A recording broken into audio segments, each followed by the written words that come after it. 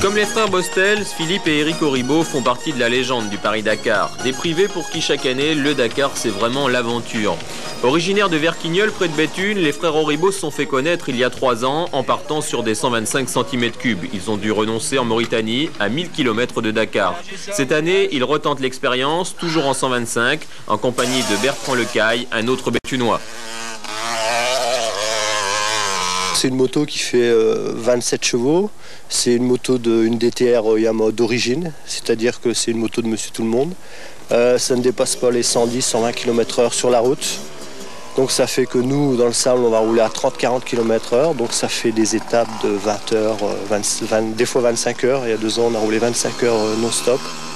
Donc ça fait des heures et des heures de moto. C'est principalement la grande difficulté. Dans leur bagage, les Auribeau emmènent le minimum. 2 malles de pièces détachées, des roues et des pneus qui feront le trajet dans un camion et un mécanicien qui les suivra dans l'avion de l'organisation. Budget total, 300 000 francs, une somme dérisoire par rapport au budget des équipes d'usine. S'ils arrivent à Dakar, ce sera vraiment un exploit. Idem pour Alain Padou. Pour son 8e Paris-Dakar, ce restaurateur frontalier s'est lancé un défi. À 50 ans, il part en solitaire pour tester sa moto, une Husqvarna. Cette année, c'est vraiment le retour aux sources. C'est un départ en privé, seul, avec une machine unique qui est la seule Husqvarna de toute l'équipe moto sur le Paris-Dakar. Et également, je pars sans assistance, alors comme un peu les premières années. C'est une gageure pour la moto, pour le sponsor et pour le pilote.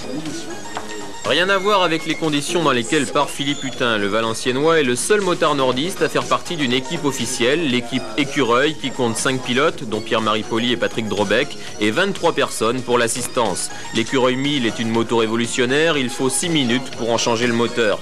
Autant d'avantages qui devraient logiquement permettre à Philippe Hutin d'être cette année le premier motard nordiste à l'arrivée à Dakar. Mais pour les autres, les Auribeau et Alain Padou, le classement importe peu, l'essentiel c'est d'aller jusqu'au bout.